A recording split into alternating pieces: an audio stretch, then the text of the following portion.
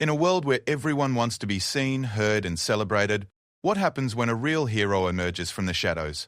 What happens when someone who has never spoken a word becomes the loudest voice of compassion in a crowded street? This is not a story about grand speeches or social media fame. This is not about someone who sought recognition or applause. This is about Marcus Chen, a 34-year-old man who was born without the ability to speak, and how one ordinary Tuesday morning transformed him from an invisible member of society into an unforgettable symbol of human kindness.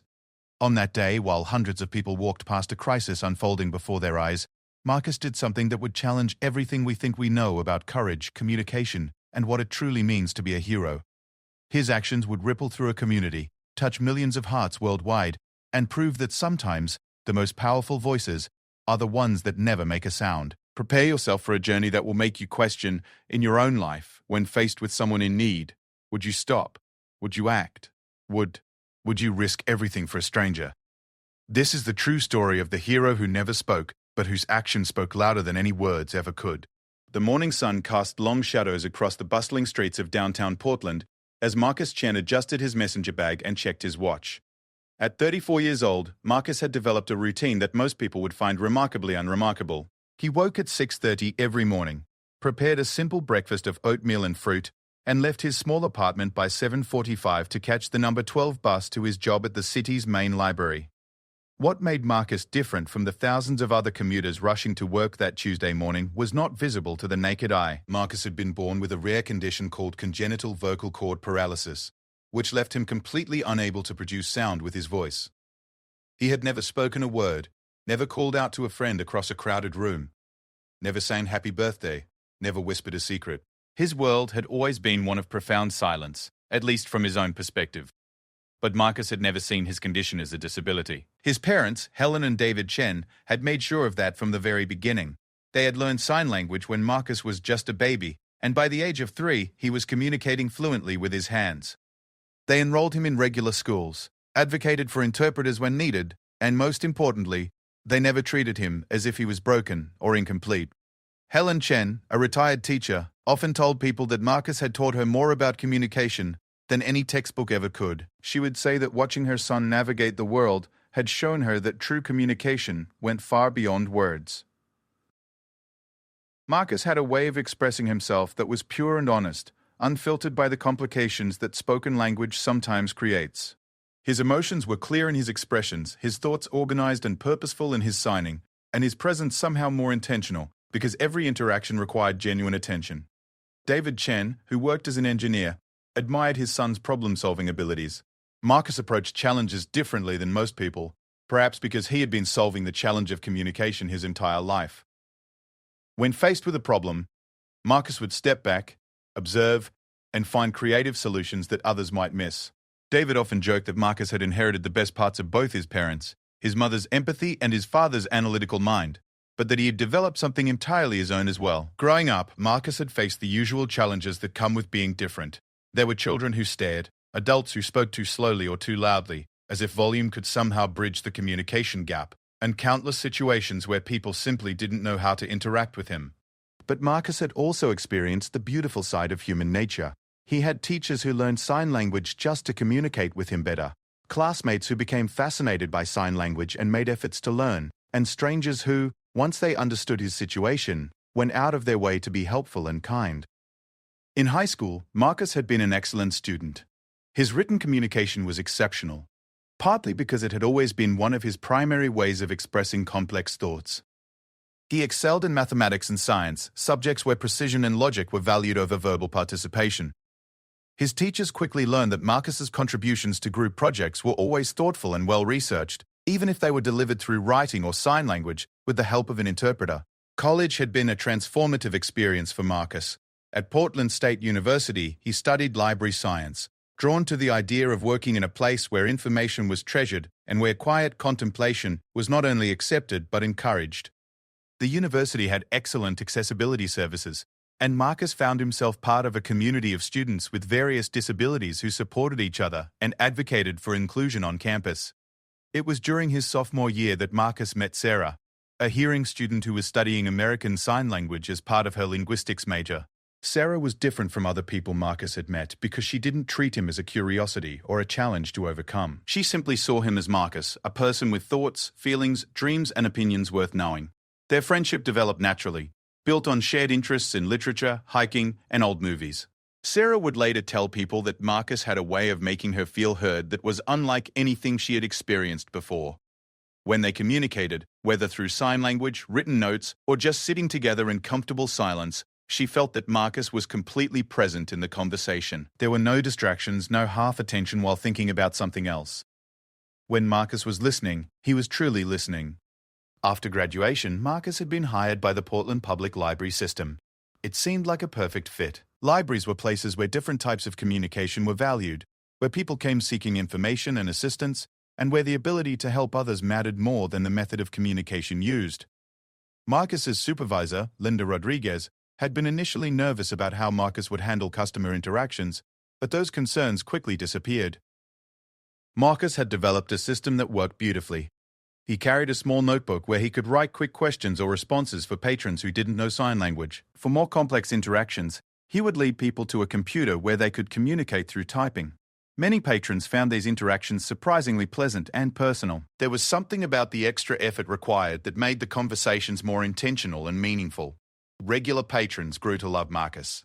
Mrs. Patterson, an elderly woman who visited the library twice a week, had learned basic sign language just so she could greet Marcus properly. Teenage students discovered that Marcus was incredibly knowledgeable about research techniques and would go out of his way to help them find exactly what they needed for their projects. Parents appreciated that Marcus had a special patience with children, often sitting on the floor with young library visitors and helping them discover new books through picture pointing and gentle guidance. Marcus's colleagues respected him deeply. They had witnessed his dedication, his creativity in solving patrons' problems, and his unwavering kindness in difficult situations. When dealing with frustrated or demanding library users, Marcus had a calming presence that seemed to diffuse tension, perhaps because interactions with him required people to slow down and be more intentional. Conflicts rarely escalated when Marcus was involved. Outside of work, Marcus lived a full and independent life. He had his own apartment in a quiet neighborhood, where he enjoyed cooking elaborate meals while following online cooking videos with subtitles. He was an avid reader, naturally, and maintained a small garden on his apartment balcony where he grew herbs and vegetables. On weekends, he often hiked in the nearby mountains, finding peace in the natural silence that matched his own internal quiet. Marcus had also become involved in advocacy work within the deaf and hard of hearing community. He volunteered with organizations that promoted accessibility and inclusion, often sharing his story through written testimonials or presentations given with the help of interpreters. He believed strongly that society benefited when it made room for different ways of being and communicating. But perhaps most remarkably, Marcus had maintained an optimistic and generous spirit, despite the daily challenges of navigating a world designed primarily for hearing people. He had learned to read people exceptionally well, picking up on body language, facial expressions, and other nonverbal cues that others might miss. He could sense when someone was frustrated, sad, excited, or confused, often before they fully realized it themselves. This sensitivity to others had shaped Marcus into someone who noticed things that others overlooked. He noticed when the elderly man who came to the library every Thursday seemed more tired than usual, and he would make sure to find the man a comfortable chair near a sunny window. He noticed when the teenage girl who studied at the corner table seemed stressed about exams, and he would leave encouraging notes along with resource materials that might help her. He noticed when his co-worker seemed overwhelmed, and he would quietly take on extra tasks to lighten their load. Marcus had learned that heroism wasn't about grand gestures or dramatic moments. In his view, heroism was about paying attention, caring about others, and acting on that care in whatever way you could. He had no way of knowing that on this particular Tuesday morning, his entire philosophy of quiet, attentive kindness was about to be tested in a way that would change not only his own life, but the lives of countless others who would hear his story. As Marcus stepped off the bus that morning and began his familiar walk to the library, he noticed that the street seemed more crowded than usual. There was some kind of event happening in the city center, and people were moving with more energy and purpose than typical for a Tuesday morning. Marcus didn't mind crowds, although they could sometimes make communication more challenging. He simply adjusted his path, smiled politely at the people he passed, and continued toward what he expected to be another ordinary day at work. He had no idea that within the next hour, he would find himself at the center of a situation that would test everything he believed about helping others, about courage, and about what it means to be human. He had no idea that his silent world was about to become the loudest voice of compassion in a crowd of hundreds. The crowd that Marcus encountered that Tuesday morning was unlike anything he had seen in his daily commute to work. As he rounded the corner onto Main Street, he found himself swept into a sea of people moving toward the city center. The energy was electric, filled with anticipation and excitement that Marcus could feel even without hearing the conversation swirling around him.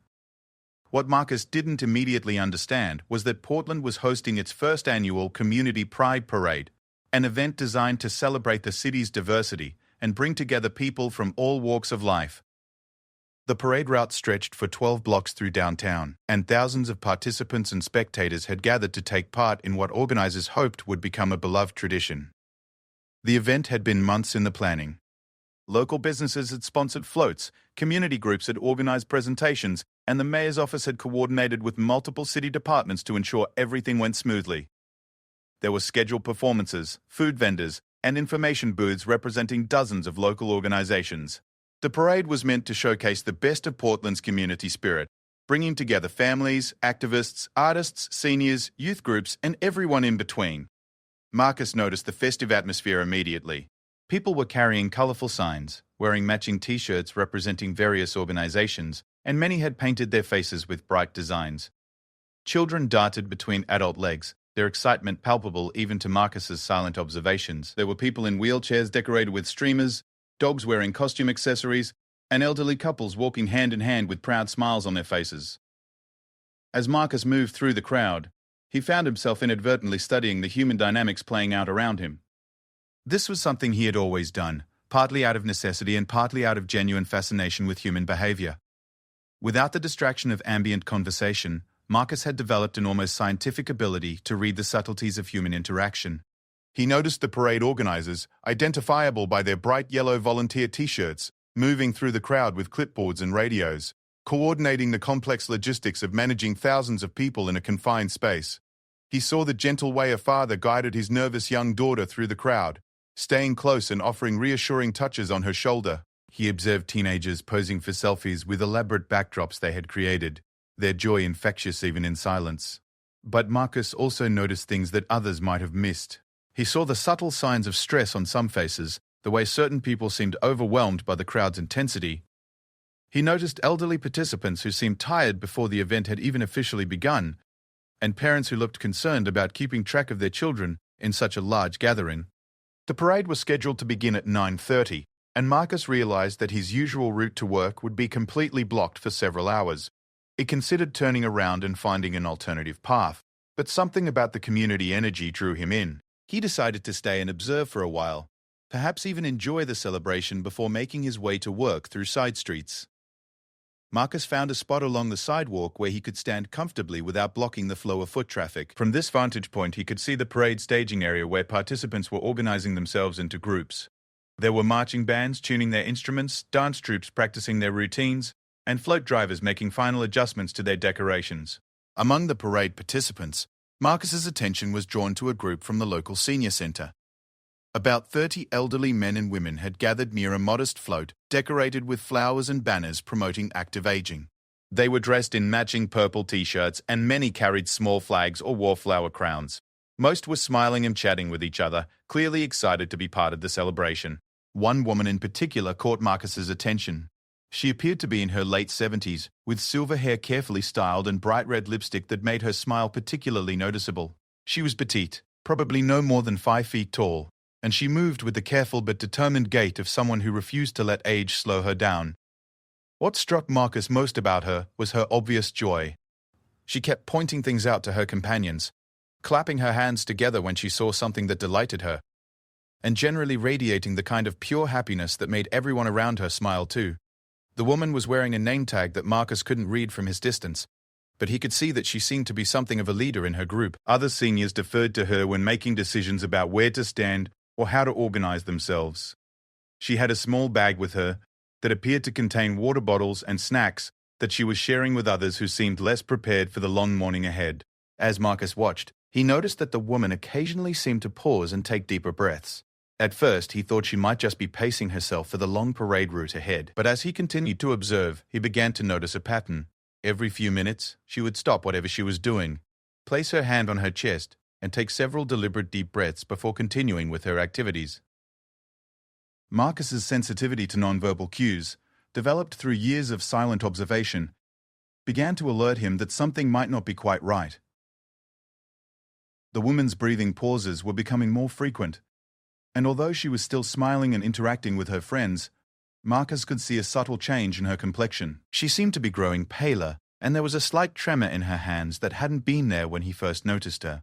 The parade organization was impressive in its scale and complexity. There were police officers on horseback managing crowd control, medical personnel stationed at regular intervals along the route, and volunteers with bullhorns providing updates and instructions to participants. The city had clearly invested significant resources in making the event safe and enjoyable for everyone involved. But Marcus realized that with so much activity and so many people, it would be easy for individual problems to go unnoticed. The volunteers and officials were focused on managing the big picture, keeping large groups organized and moving according to schedule. They might not notice if one person in a group of 30 was beginning to struggle with a medical issue. As the official parade start time approached, Marcus watched the seniors group begin to organize themselves for their march. The elderly woman who had caught his attention was still actively participating, helping to arrange her companions in formation and adjusting the small flags they carried. But Marcus could see that her breathing pauses were becoming longer and more frequent, and she was now occasionally placing both hands on her chest rather than just one. The woman's friends seemed focused on the excitement of the parade and the logistics of staying organized as a group. They were chatting about the route, admiring each other's outfits, and taking group photos to commemorate the occasion. None of them appeared to notice the subtle changes in their friend's condition that Marcus was observing from across the staging area. Marcus found himself in an unusual position. His natural tendency was to help when he noticed someone in potential distress, but he was separated from the woman by a significant crowd and multiple barriers set up for parade organization. Additionally, his inability to call out or verbally alert anyone made the situation more complex than it might have been for someone else. He considered trying to make his way through the crowd to get closer to the seniors group, but the parade staging area was tightly controlled by volunteers who were directing people to specific positions. As a non-participant, Marcus would likely be redirected away from the area if he tried to approach. He looked around for parade officials or medical personnel who might be close enough to alert, but the nearest volunteers were focused on managing a large group of children who were getting restless waiting for their turn to march. The police officers were stationed primarily along the parade route itself, not in the staging area where participants were gathering. Marcus felt a growing sense of unease as he continued to watch the elderly woman. Her condition was clearly deteriorating, even though she was making valiant efforts to hide her discomfort from her companions. She was now leaning slightly against the side of the senior center's float, using it for support while trying to maintain her cheerful participation in the group's pre-parade activities. The irony of the situation was not lost on Marcus. Here was a celebration of community, of people coming together to support and celebrate each other, and yet an individual in need was going unnoticed by the hundreds of people surrounding her. Everyone was so focused on the collective joy and excitement of the event that they were missing the quiet struggle happening right in front of them. Marcus realized that his unique position as a silent observer had given him a perspective that others lacked. While everyone else was caught up in the noise and energy of the preparation, his attention hadn't been divided between listening to conversations and watching the visual dynamics. He had been purely focused on what he could see, and what he could see was a woman in increasing distress. The parade was about to begin. Marcus could see officials moving through the staging area, giving final instructions and preparing to signal the start of the march. The seniors group was in position, ready to follow behind the float ahead of them. The elderly woman had managed to take her place in the formation, but Marcus could see that she was struggling more significantly now. And then, as Marcus watched with growing alarm, he saw the woman's expression change from determined cheerfulness to unmistakable distress. She reached out toward the float beside her, clearly seeking support, but her companions were facing forward, focused on the parade start signal they were waiting for. Marcus realized that he was possibly the only person in the entire crowd who had noticed that someone was about to collapse. And in that moment, all of his thoughts about the complexity of helping, about the barriers between him and the woman, about his limitations in a hearing world, became irrelevant. Someone needed help, and Marcus was going to provide it, regardless of the obstacles. The moment Marcus saw the elderly woman's knees begin to buckle, something inside him shifted into a clarity and determination that surprised even him. All of his careful analysis of the situation, all of his consideration of the obstacles and complications, dissolved into pure action. Without a second thought, Marcus began pushing his way through the crowd toward the parade staging area.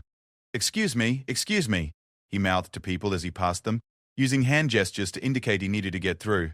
Some people looked annoyed at first, assuming he was just trying to get a better view of the parade, but something about Marcus's facial expression and the urgency of his movement made most step aside without argument. Marcus had never been one to draw attention to himself. Throughout his life, he had learned to navigate social situations quietly, to find ways to help without becoming the center of attention, to solve problems without creating disruption. But as he watched the woman struggling to maintain her balance while her companions remained obliviously focused on the parade preparations, Marcus made a decision that went against every instinct he had developed about staying in the background. He reached the barriers that separated spectators from parade participants just as the woman's strength gave out completely. She slumped against the side of the float, her face now visibly pale and her breathing labored. Her friends finally noticed something was wrong. But in the noise and confusion of the parade preparation, their concerned voices couldn't compete for the attention of busy officials and volunteers. Marcus didn't hesitate. He ducked under the barrier rope and strode directly into the staging area, heading straight for the seniors group. Several parade volunteers immediately noticed his unauthorized presence and began moving toward him, clearly intending to escort him back to the spectator area. But Marcus reached the elderly woman first. As he approached, he could see that she was conscious but clearly in distress. Her breathing was rapid and shallow, her skin had a greyish tinge, and she was gripping the side of the float to keep herself upright. Her friends had gathered around her, asking questions she couldn't answer and offering suggestions that weren't helpful in their panic. Marcus knelt down beside the woman, immediately establishing eye contact with her in a way that conveyed both calmness and competence. Without speaking, he began a visual assessment that his years of observing human behavior had trained him to do quickly and accurately. He noted her skin color, her breathing pattern, the way she was holding herself, and the level of awareness in her eyes. The woman looked at Marcus with a mixture of gratitude and confusion. She clearly understood that this stranger was trying to help her, but she was also struggling to understand why he wasn't speaking to her or asking her questions about her condition. Marcus reached into his jacket pocket and pulled out the small notebook he always carried. Quickly, he wrote, "I'm Marcus. Are you having chest pain?" and showed it to the woman. She nodded weakly, and Marcus immediately wrote another note. "Help is coming. Stay with me. Breathe slowly." By this time, the parade volunteers who had been approaching Marcus realized that he was responding to a medical emergency, not just disrupting the event. One of them, a young woman with a radio, called for medical personnel, while Marcus continued his assessment of the elderly woman's condition. Marcus gently helped the woman sit down on the ground, supporting her back against the wheel of the float. He showed her another note. "I'm going to check your pulse. Is that okay?" When she nodded, Marcus carefully took her wrist in his hands, feeling for her pulse while maintaining eye contact to monitor her level of consciousness. What Marcus found alarmed him. The woman's pulse was rapid and irregular, her skin was becoming clammy, and her breathing was growing more labored by the minute. Based on his observation of her symptoms and his general knowledge of medical emergencies, Marcus suspected she was having a heart attack. The woman's friends had gathered in a worried circle around them, asking Marcus questions he couldn't answer verbally and growing frustrated when he didn't respond. One of them said loudly, "Why isn't he saying anything? What's wrong with him?" Marcus quickly wrote a note and held it up for everyone to see. "I can't speak, but I have first aid training. She may be having a heart attack. Medical help is on the way." The note had an immediate calming effect on the group. Understanding Marcus's situation transformed their frustration into appreciation, and they began following his lead and trying to help their friend. When Marcus gestured for them to give the woman more space to breathe, they stepped back. When he indicated that someone should fan her to provide air circulation, one of the seniors immediately began using her small parade flag as a fan. Marcus continued monitoring the woman's vital signs while writing reassuring notes to show her. "You're being very brave," read one. "Help will be here soon," said another. "Just focus on breathing slowly and staying calm." But even as Marcus worked to keep the woman stable and conscious, he was acutely aware that they were in the middle of a major city event with thousands of people and complex logistics. The parade was supposed to start in just a few minutes, and the staging area was becoming increasingly chaotic as organizers tried to manage the medical emergency without disrupting the entire event. Marcus looked around and realized that while a volunteer had called for medical assistance, the ambulance would have difficulty reaching them through the crowded streets and parade barriers. The nearest clear vehicle access was several blocks away, and carrying the woman that distance could be dangerous given her condition. Thinking quickly, Marcus wrote a note to the volunteer with the radio. "Can you get a wheelchair or stretcher from medical tent?" The volunteer immediately radioed the request, and within minutes, 2 paramedics arrived pushing a lightweight stretcher through the crowd. As the medical professionals took over the woman's care, Marcus stepped back to give them room to work, but the elderly woman reached out and grabbed his hand before he could move away. She pulled him closer and whispered, "Thank you, young man. You saved my life." Marcus smiled and squeezed her hand gently, then wrote one final note to show her. "You're going to be fine. You're very strong." The paramedics quickly confirmed Marcus's assessment that the woman was indeed experiencing a heart attack. They began administering emergency medications and oxygen while preparing to transport her to the nearest hospital. Throughout their work, they praised Marcus for his quick recognition of the emergency and his effective first aid response. As the medical team prepared to move the woman to the ambulance, word of what had happened began spreading through the crowd. The story passed from person to person, growing and evolving with each telling. "There's a man who can't speak who saved someone's life," people were saying. "He broke through the barriers to help an old lady who was having a heart attack." Marcus tried to slip away quietly, as he always did, but the crowd had different ideas. People began applauding, and the applause spread throughout the staging area, as more people learned what had happened. Marcus felt overwhelmed by the attention and tried to gesture that he didn't need recognition, but the crowd's response only grew warmer. The elderly woman's friends approached Marcus before he could leave. Through tears and hugs, they thanked him repeatedly for saving their friend's life. One of them, a man about the same age as the woman who had collapsed, wrote a note of his own to give to Marcus. "We don't know your name, but we will never forget what you did today." The parade organizers also approached Marcus.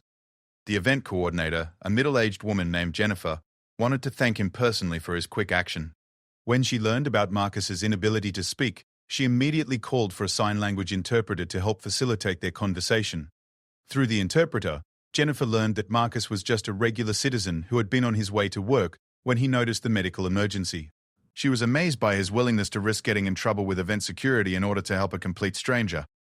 She asked if Marcus would be willing to be recognized during the parade for his heroic actions. Marcus politely declined the recognition through the interpreter, explaining that he had only done what anyone should do in that situation.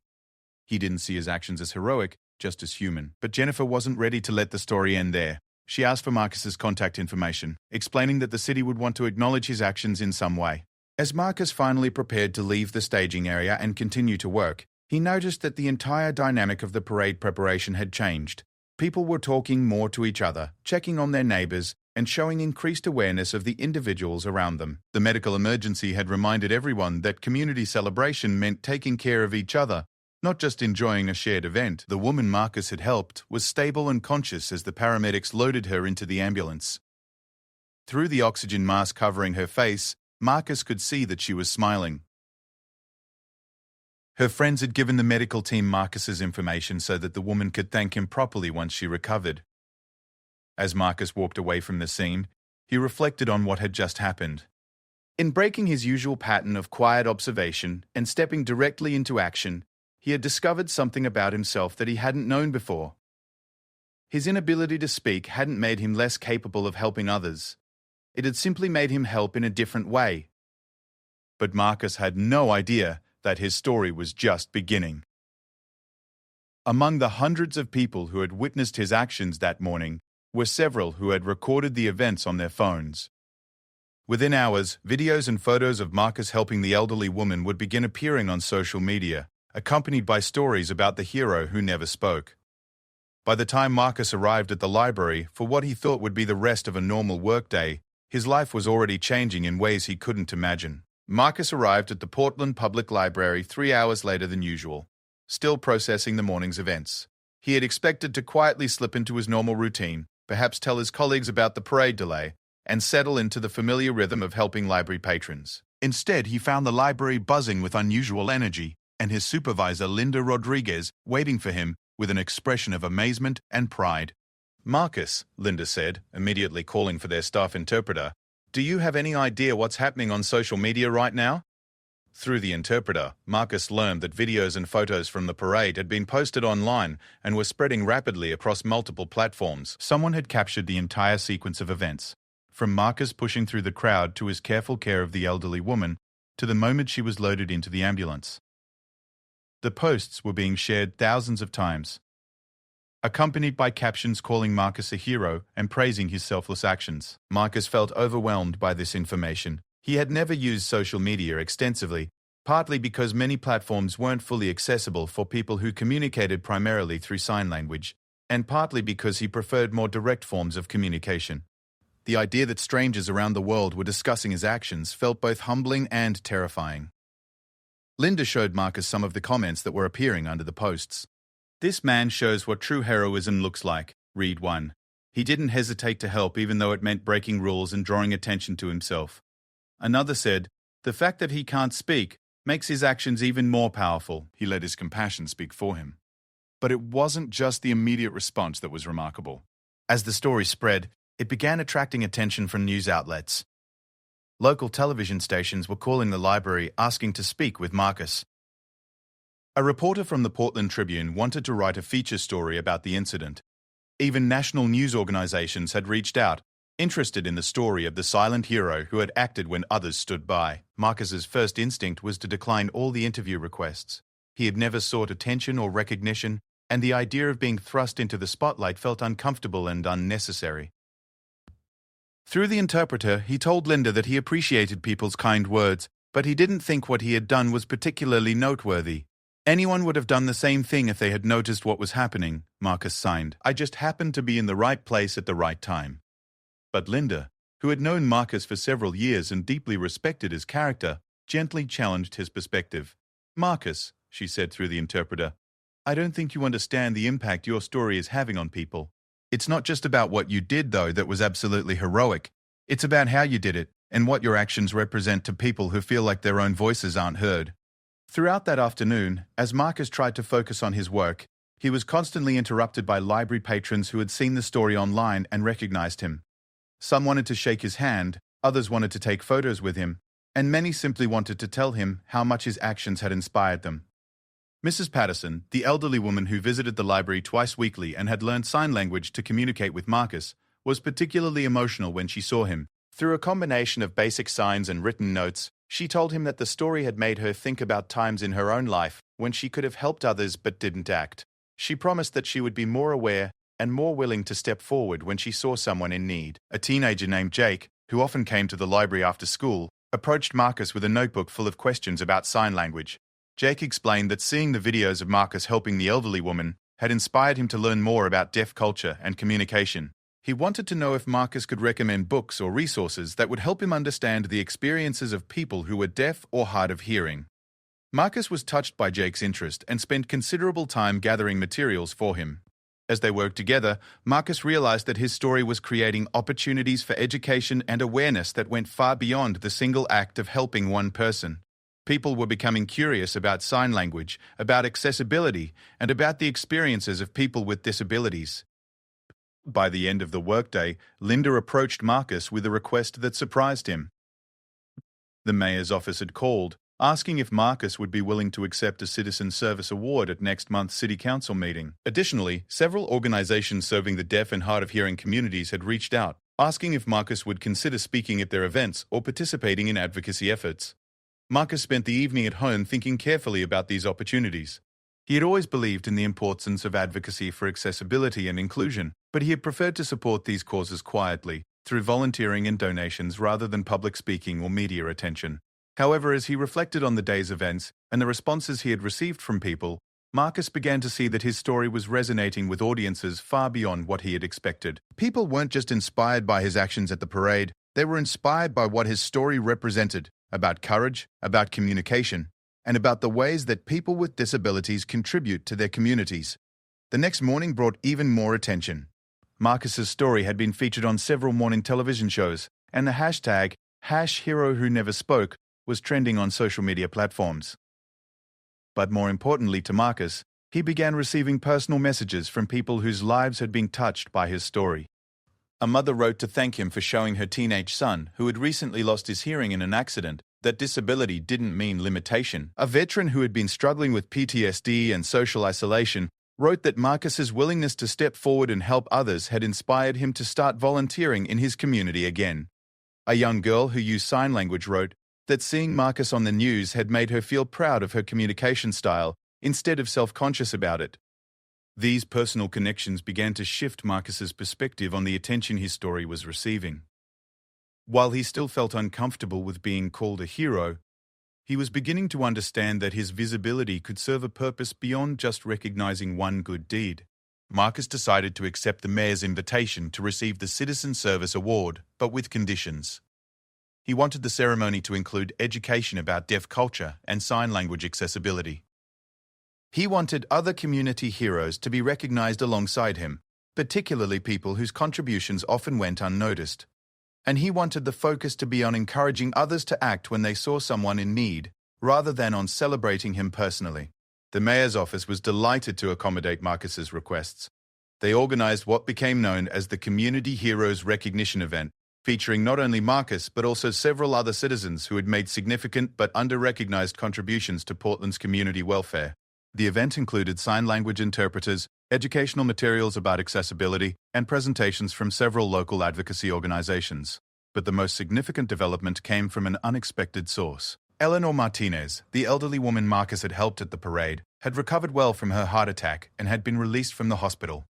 Through her family, she reached out to ask if she could meet with Marcus in person to thank him properly. Their meeting was arranged at the library, where Eleanor felt Marcus would be most comfortable. She arrived with her family and several of her friends from the Senior Center's parade group, all of whom wanted to meet the man who had saved Eleanor's life. Eleanor was a retired teacher who had spent 40 years working with children with special needs.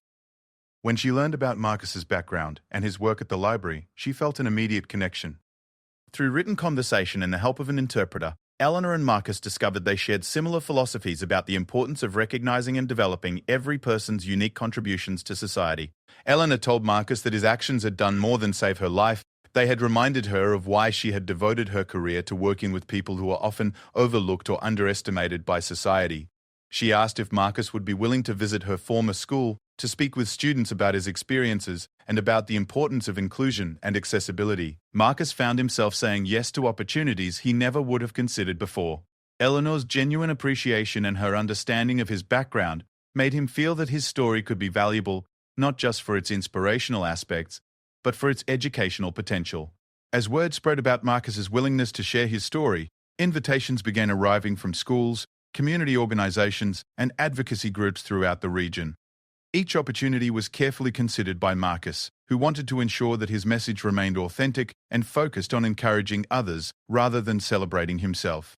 Marcus also began collaborating with the Portland Public Library system to develop new accessibility initiatives. His experience at the parade had highlighted how quickly emergency situations could develop in public spaces, and he wanted to help create better systems for ensuring that people with disabilities could both receive help and provide assistance when needed.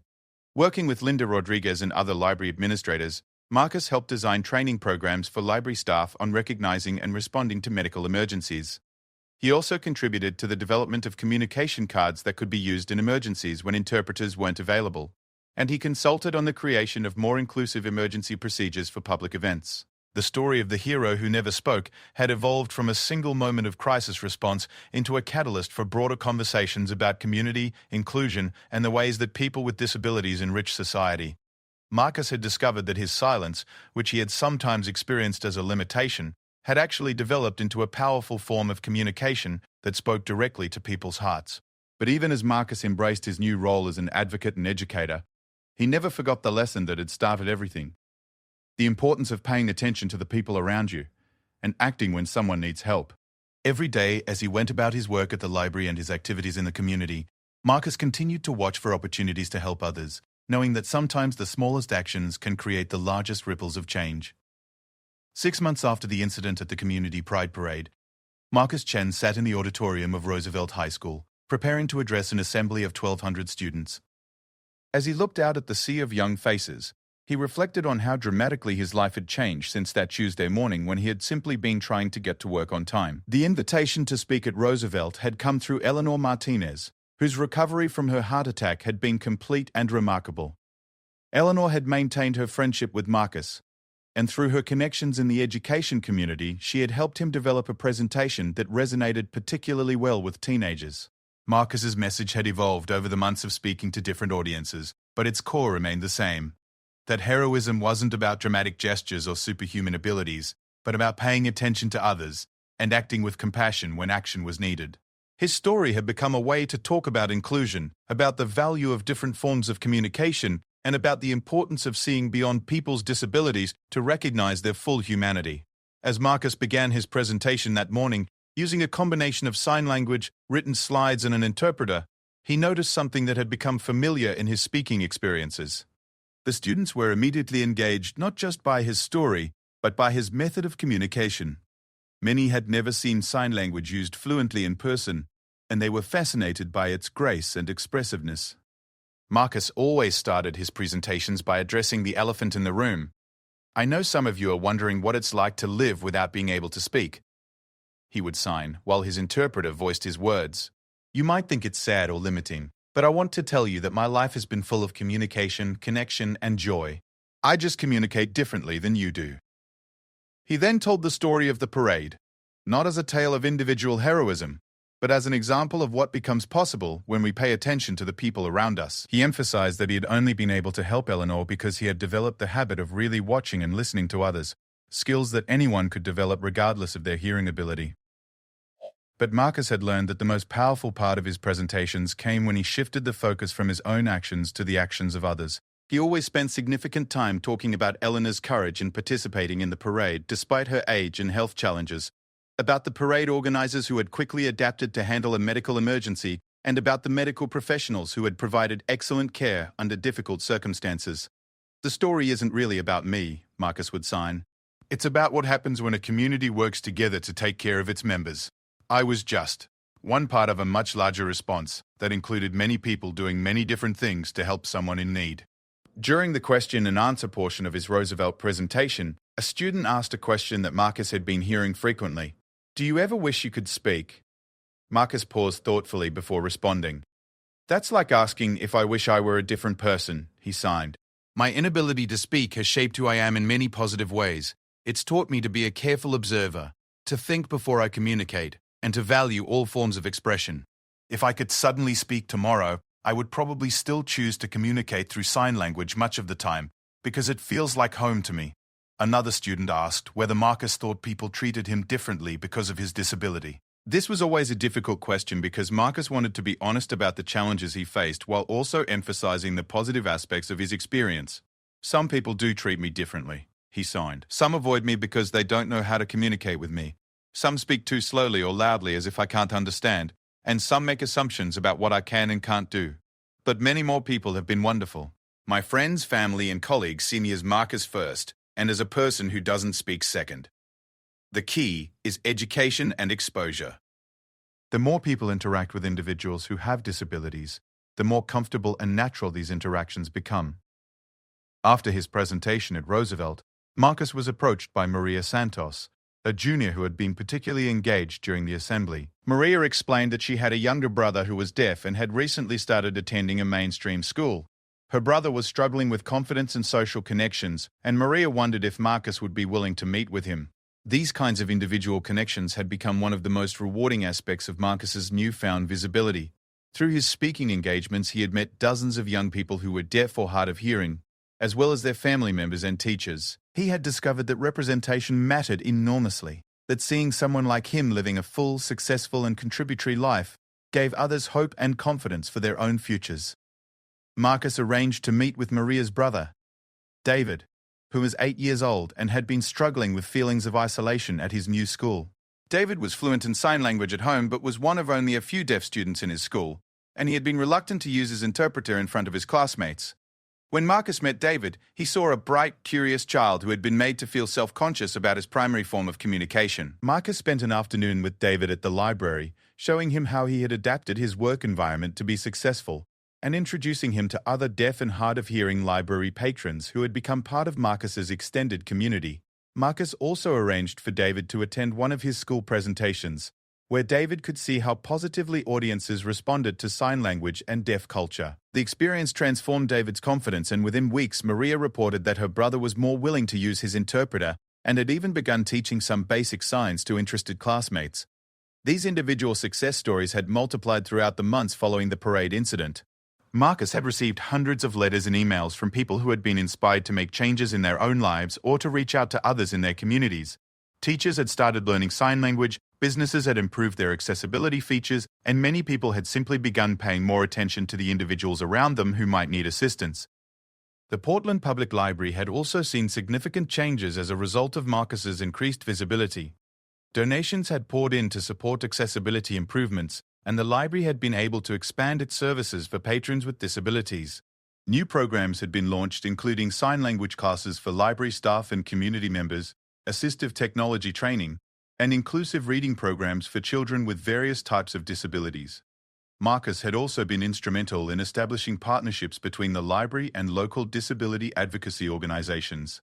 These partnerships had led to the creation of resource centers, support groups, and educational programs that served the broader Portland community. Eleanor Martinez had recovered completely from her heart attack and had become one of Marcus's closest friends and strongest supporters. She had used her own networks in the education and seniors communities to arrange speaking opportunities for Marcus and to promote awareness about accessibility and inclusion issues. Eleanor often joined Marcus at his speaking engagements, providing her perspective on the incident and emphasizing how Marcus's quick action and calm competence had saved her life. Her presence added emotional weight to Marcus's presentations and helped audiences understand the real-world impact of stepping up to help others. Together, Marcus and Eleanor had also worked to improve emergency response procedures at public events throughout Portland. Their advocacy had led to better training for event volunteers, clearer communication systems for reporting medical emergencies, and improved accessibility features at public gatherings. As Marcus reflected on the 6 months since the parade, he was amazed by how one moment of decision had created such far-reaching changes. But he was also aware that the attention and recognition he had received came with responsibilities that he took seriously. Marcus had been careful to use his platform to amplify other voices in the disability community, particularly those of people who hadn't received the same level of recognition for their contributions. He regularly collaborated with other disability advocates, supported emerging leaders, and worked to ensure that the conversations sparked by his story included diverse perspectives and experiences. He had also remained committed to his work at the library, viewing his daily interactions with patrons as just as important as his public speaking engagements. Marcus believed that lasting change happened through consistent, everyday actions, as much as through dramatic moments of heroism. On the 6-month anniversary of the parade incident, Marcus received a special invitation that surprised and honored him deeply. The Portland Community Pride Parade organizers asked if he would serve as the Grand Marshal for the next year's parade, recognizing not only his actions during the medical emergency, but also his ongoing contributions to community awareness and inclusion. Marcus accepted the invitation, but with his characteristic focus on using the opportunity to benefit others. He requested that the Grand Marshal position be shared with Eleanor Martinez and with representatives from several local disability advocacy organizations. He wanted the honor to recognize the collaborative nature of community care and to highlight the ongoing work needed to create truly inclusive communities.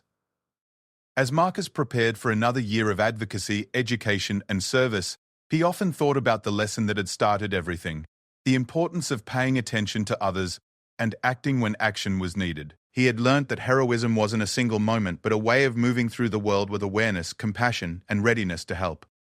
Marcus had also discovered that his silence, which society sometimes viewed as a limitation, was actually a form of communication that spoke directly to people's hearts.